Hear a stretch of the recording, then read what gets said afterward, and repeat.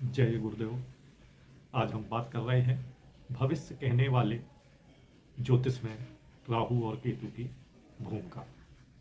ये भूमिका हम आधुनिक व्याख्या के अनुसार करेंगे और पारंपरिक ज्योतिष के हिसाब से करेंगे। परंपरागत ज्योतिष में राहु केतु के बारे में क्या स्वीकार करता है ज्योतिष? परंपरागत ज्योतिष में यह स्वीकार करता है कि राहु केतु ग्रह नहीं है, बल्कि ये छाया ग्रह है। लेकिन इसके साथ ग्रहों की तरह व्यवहार करना तो स्वीकार करते हैं।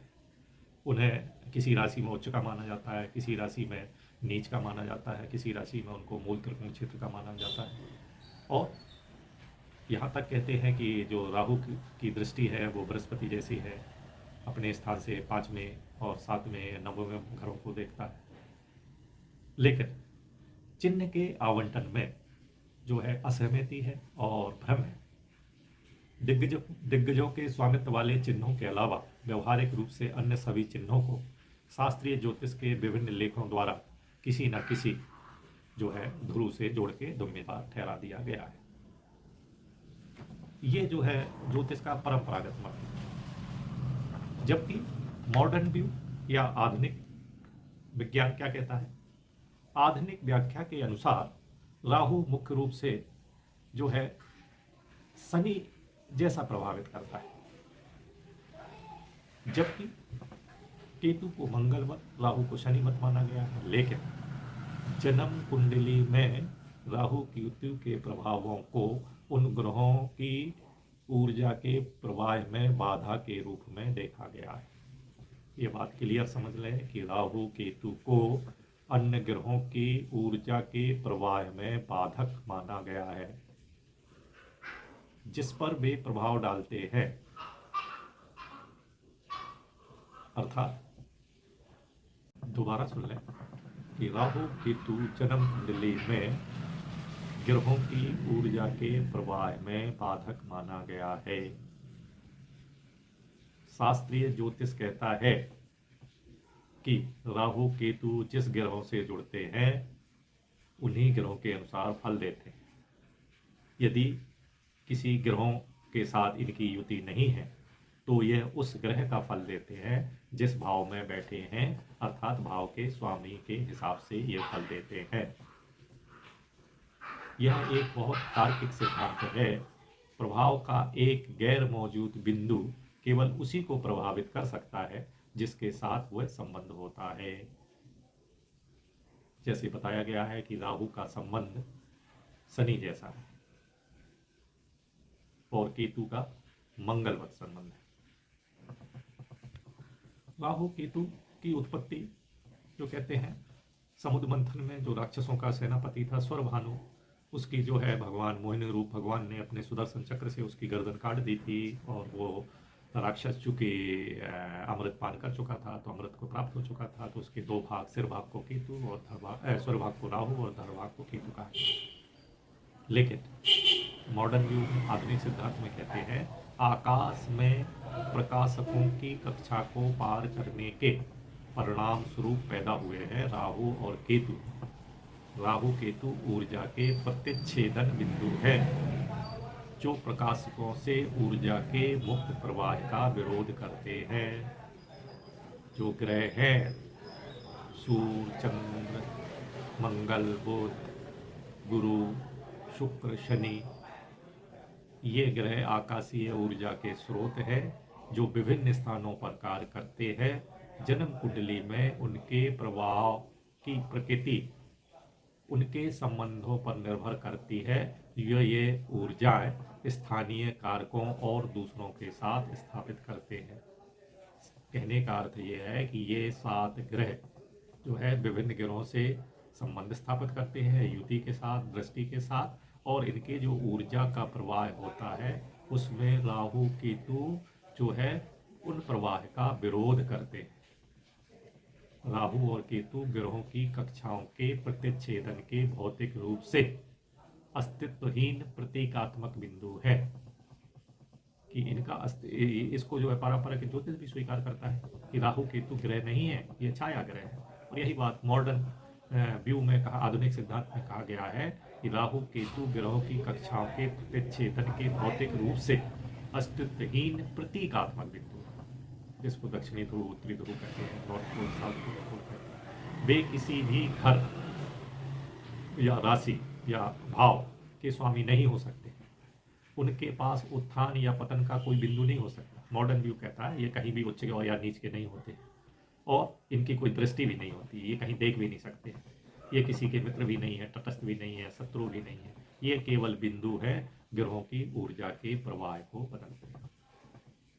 तो यहाँ दो बात निकल के आए कि जो राहु केतु है, इसमें जो है परंपरागत ज्योतिष कहती है कि ये ग्रह नहीं है, ये छाया ग्रह है, शैडो प्लेनेट है।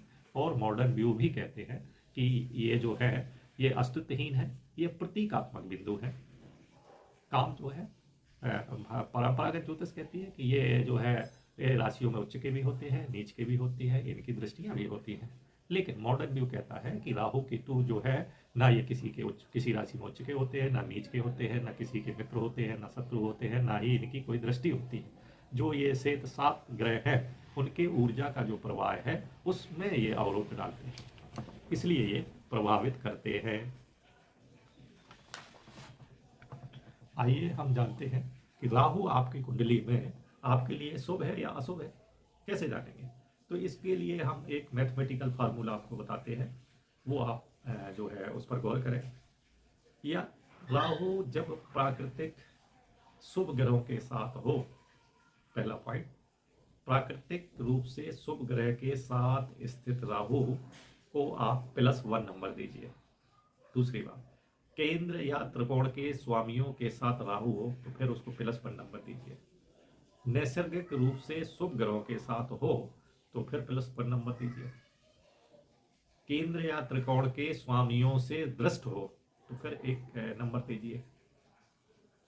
स्वग्रही या उच्च ग्रही में विराजमान हो, जो परंपरागत ज्योतिष में है तो उसमें राहु की स्वराशियां भी है, उच्च राशियां भी है, यदि उनमें हो तो फिर +1 नंबर दो।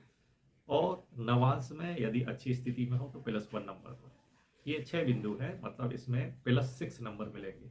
मैं रिपीट कर देता हूँ, प्राकृतिक रूप से शुभ ग्रह के साथ हो तो +1 2, केंद्र या त्रिकोण के स्वामी के साथ हो तो +1 2, शुभ ग्रहों से दृष्ट हो तो 1 2, केंद्र या त्रिकोण के स्वामियों से दृष्ट हो तो फिर +1 नंबर दो। ये अपने उच्च ग्रह में या स्वग्रह में वो +2 दो, और ये नवांश में सही हो तो 1 दो। इस प्रकार अगर ये कंडीशन है तो इनको जो है +1 करके +6 नंबर मिल जाते हैं। अब आप दूसरी बात देखिए, यदि पाप ग्रह के साथ में हो तो -1 नंबर दो।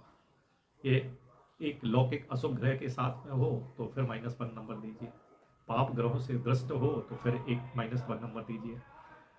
यदि किसी खराब ग्रह के साथ में हो तो फिर -1 दीजिए, और यदि ये नवांश में तीसरे भाव में हो तो फिर -1 दीजिए। अब इन नंबरों को आप जोड़ लीजिए। यदि नंबर आपके 4 से 6 आते हैं तो ये बहुत ही शुभ है, और ये राहु आपकी कुंडली में शुभ फल ही करेगा। यदि नंबर 1 से लेके 3 तक है तो फिर ये मिश्रित फल करेगा, कभी बुरा कभी अच्छा करेगा। यदि राहु बुरा है और इफेक्टेड है तो क्या फल होंगे, तो कहते हैं नीची जात या गरीब परिवार में व्यक्ति जन्मा होगा, व्यक्ति बुरे विचार रखता होगा, वो क्रूर होगा और घृणित आदतों वाला होगा। बहिष्कृत बुरे नस्ल के लोगों से वो जुड़ा रहेगा, गुंडों के गिरोह के साथ वो संबंध रखेगा।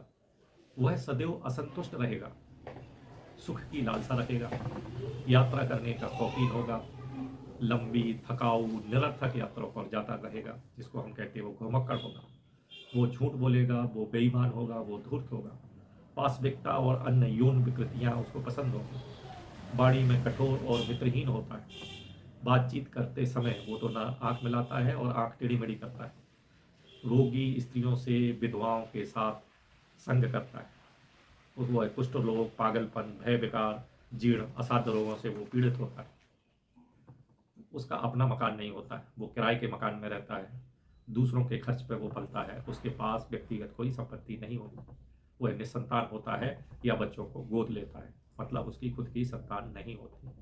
तो यदि राहु खराब है और उससे व्यक्ति प्रभावित है तो ये उसमें जो है फल मिलेंगे।